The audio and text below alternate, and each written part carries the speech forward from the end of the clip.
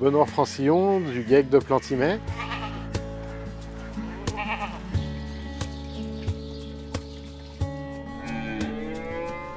Alors Sylvain, 38 ans, la ferme de Plantimet, située à Saint-Joseph-de-Rivière dans le parc naturel de Chartreuse. La ferme de Plantimet donc, existe depuis plusieurs générations, 4 générations exactement. Donc une ferme familiale. Et nous sommes rentrés dans le GIEC en 2012.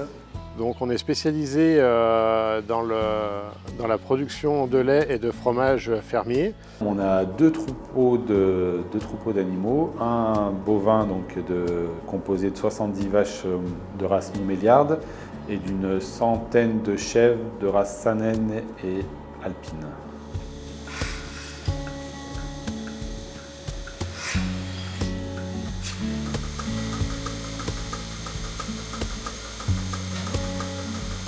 Ça a commencé avec notre arrière-grand-père, notre grand-père, notre père, et chaque personne a mis sa petite pierre à l'édifice. On a chacun pris notre voie, on va dire, pendant notre plus jeune âge. On a choisi de partir, moi je suis plus parti sur la fromagerie et Benoît sur l'élevage. Donc au début, Benoît était sur l'élevage avec mon papa et moi avec ma maman sur la fromagerie. On a grandi toujours au cœur de l'exploitation, donc on a toujours baigné dedans. Et on a toujours eu cet amour du métier, on a toujours été attachés à nos racines. Nos parents nous ont jamais forcés à faire ce métier, bien au contraire. Mais en fait, on est venu dedans vraiment par métier de cœur, quoi, comme un métier passion.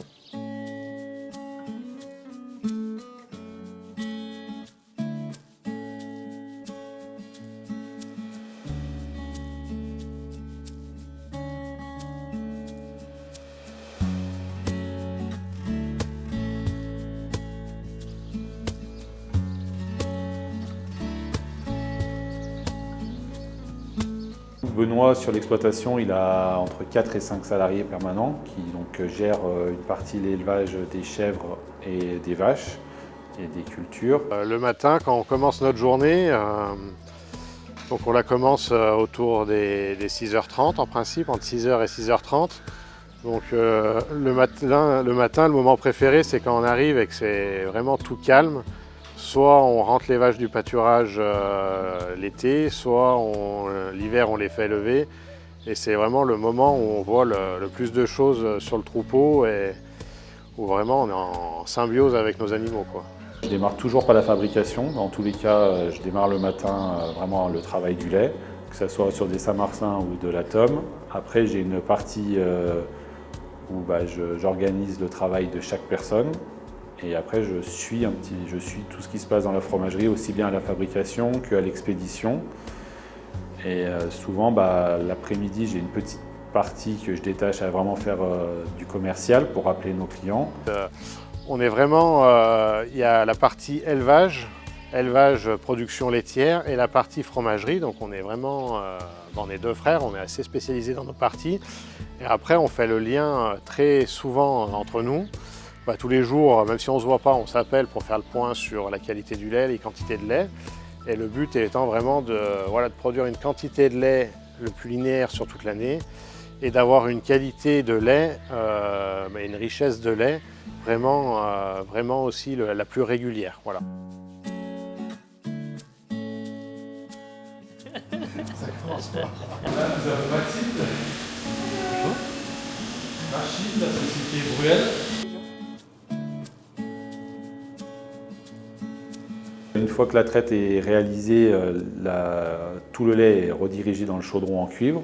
À ce moment-là, on a mis des ferments qui vont permettre d'acidifier le lait tout doucement. Et donc tout à l'heure, avant de mettre les ferments, le lait était à 6,90 en pH et là il est à 6,80. Donc ça veut dire que ça a baissé et que les ferments ont bien travaillé. Donc on a une première étape qui est la maturation des ferments. Après, on va mettre la présure.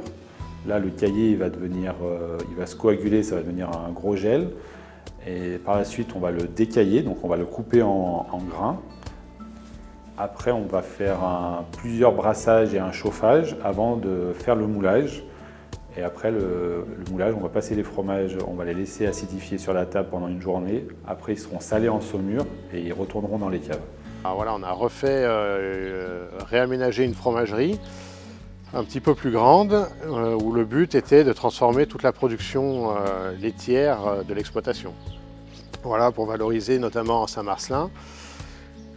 Donc à notre installation, nous avons refait cette fromagerie et réaménagé plusieurs bâtiments, notamment la chèvrerie. Et après, dans les années, en 2021, nous avons refait tous les équipements de traite et beaucoup amélioré le confort des animaux. Donc toute la partie aire d'alimentation, aire de couchage, la partie ventilation des bâtiments, notamment pour les adapter aux fortes chaleurs l'été. Moi, mon plaisir, c'est déjà qu'on arrive à faire un produit, c'est de faire des beaux produits, des bons produits, et de voir tout le déroulé de ces produits et de maîtriser toutes les étapes. Donc à la fois c'est un plaisir, mais des fois ça a une contrainte parce que nous sur la ferme on gère du début jusqu'à la fin, on va dire du moment où on sème une graine, où on la ramasse jusqu'à la vente finale avec un consommateur sur le marché. Et ça c'est vraiment quelque chose qui est super. Autonome en forage, on produit, on a 200 hectares sur l'exploitation environ, donc on a 160 hectares de prairies. Et après, on a un petit peu, on fait entre 15 et 20 hectares de maïs, entre 6 et 10 hectares de céréales à paille, et on est autonome sur tout ce qui est forage. Voilà.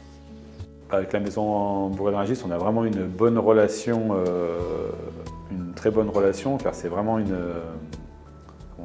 relation de... on se sent considéré, on sent qu'il y a une très grande attention aux produits. Et je pense qu'on forme un peu une équipe tous à notre échelle pour arriver à livrer ces produits sur les étals des crémiers.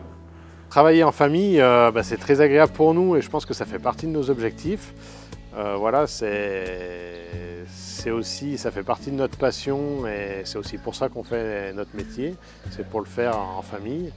Donc on nous a transmis une exploitation il y a une dizaine d'années, donc le but c'est de la transmettre après à notre tour si on a l'occasion.